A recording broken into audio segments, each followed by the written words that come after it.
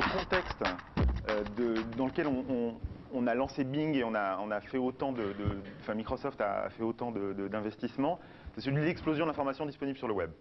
Donc ça peut paraître évident comme ça. Regardons un tout petit peu les chiffres.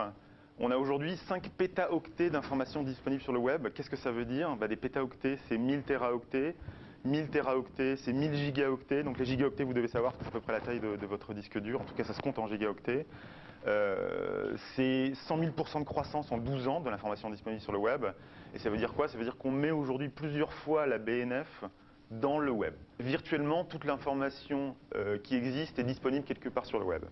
À partir de là, la question est plus de savoir comment est-ce que j'accède à l'information dont j'ai besoin, l'information pertinente pour moi, plutôt de savoir si elle existe quelque part sur Internet. Deux statistiques d'études qu'on a faites il y a quelques années en préparant le lancement et qu'on renouvelle régulièrement pour préparer le lancement de Bing, c'est que quand on fait une recherche sur le web, seulement dans un cas sur 4, on trouve une réponse satisfaisante dès la première page de résultat.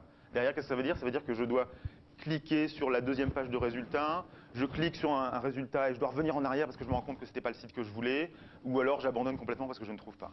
Et à la fin, quand on regarde sur toutes ces répétitions, ces essais répétés, finalement c'est seulement une recherche sur 2 qui trouve satisfaction in fine.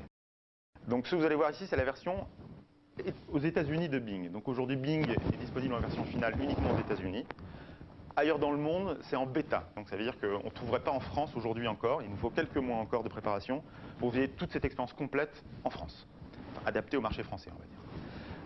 Donc vous voyez déjà que voilà, on essaie de briser les codes de la recherche web avec donc une image de fond d'écran qui change tous les jours plutôt qu'un fond blanc. Et puis les internautes peuvent tous les jours essayer de deviner où se trouve ce que présente l'image. On va pouvoir regarder à quoi ressemble l'expérience, la vraie, aux US. Expérience mieux organisée, qu'est-ce que ça veut dire? Ça veut dire qu'on ne laisse pas les gens se débrouiller avec 10 liens bleus un peu abscons.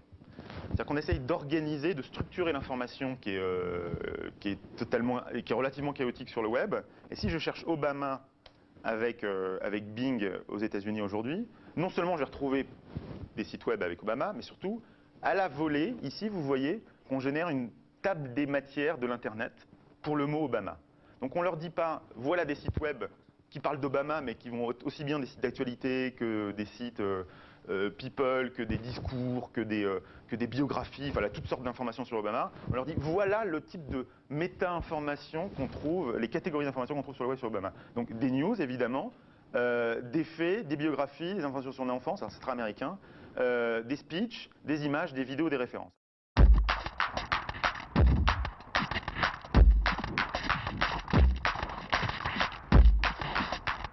Comment se passe un peu le 24/24 Actu? En fait, le principe est multiple. C'est d'une part d'aller récupérer un maximum de sources auprès des grands médias français. Donc ça, c'est la première chose. Quand on dit auprès des grands médias français, il y a deux éléments. C'est d'une part, on a signé des accords avec les grands médias français. C'est-à-dire qu'on est allé voir les télés, les radios, la presse écrite. Et on a signé un accord de partenariat avec des modèles de revenus, de partage de revenus sur la partie publicité, pour pouvoir indexer leur contenu et les récupérer. Alors aujourd'hui, dans la liste des partenaires, voilà, ils sont là. Je dirais qu'on a, au niveau télé, on a tout le monde sauf TF1 et M6.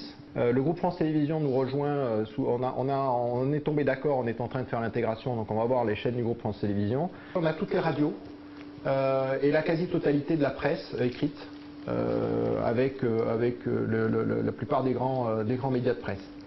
On a volontairement exclu tout ce qui était blog, c'est-à-dire qu'on est resté dans une logique où on traite des médias professionnels faits par des journalistes. Et il est très difficile de vouloir mélanger ces deux éléments, et on n'a pas souhaité le faire. Donc aujourd'hui, on n'a pas du tout de blog, et on n'a pas l'intention d'intégrer de blog, en tout cas à ce jour, dans une logique où on est resté sur des médias professionnels. Tout le système étant complètement automatique, il a fallu qu'on mette des algorithmes qui permettent de pouvoir collecter toute l'information, et puis cette information, il faut la classer. Alors on a décidé de classer avec...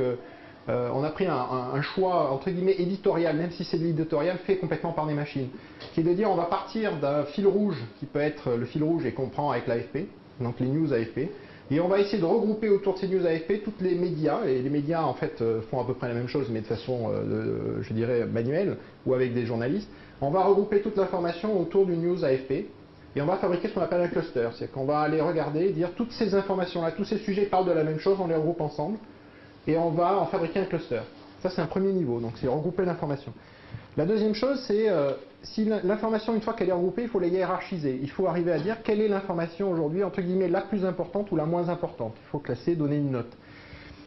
On est parti d'un principe, plus une information, plus un sujet est traité, plus il va être important. Plus il est traité récemment et plus il est important. Donc ce sont vraiment le temps et le nombre de traitements qui vont compter dans la hiérarchisation.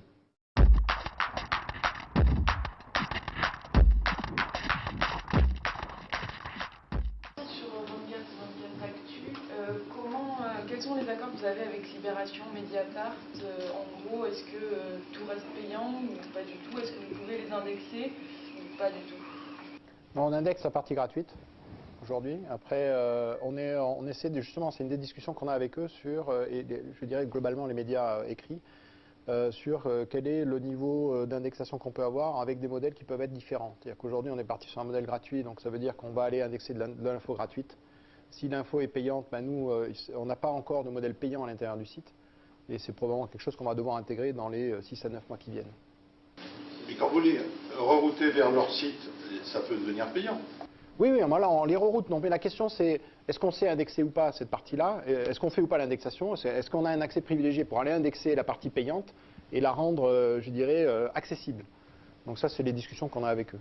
Est-ce que vous conservez quand même la possibilité pour des consommateurs un peu plus experts de faire des recherches plus complexes avec des mots, des phrases, des soustractions, Alors, complètement. Alors, par contre, c'est vrai que, entre guillemets, on a une cible, c'est le grand public.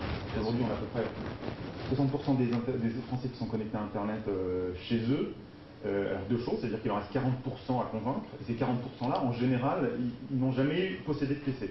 C'est-à-dire, rendez-vous compte, je pense qu'on tous aujourd'hui, on a les mains dessus tous les jours. Et des gens qui ne connaissent pas pour qui c'est nouveau. Donc il faut pour eux que le web soit aussi simple que, on va dire, la télévision ou le téléphone. Et encore, le téléphone, on a encore des progrès à faire.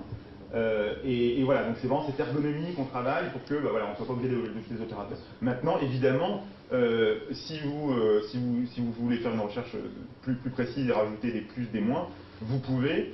Et vous aurez probablement pas beaucoup, voilà, un univers plus restreint, et voilà, les deux sont possibles, on va dire. Et évidemment, la pertinence au sens historique du terme est toujours travaillée, et évidemment, avec la nouvelle version de Bing en France, il y aura un saut quantique qui sera effectué en termes de pertinence. Alors, une question intéressante, une remarque aussi intéressante dans ce que monsieur a dit, c'est concernant les blogs des journalistes. Et c'est vrai que c'est une source d'information qui est un peu en dehors des sentiers battus par l'AFP. Donc est-ce que c'est quelque chose que vous on le regarde. Nous, le principe qu'on a, c'est la logique de carte presse, en fait.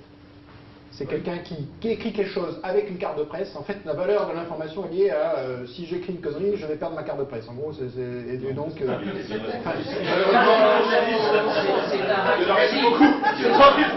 un raccourci.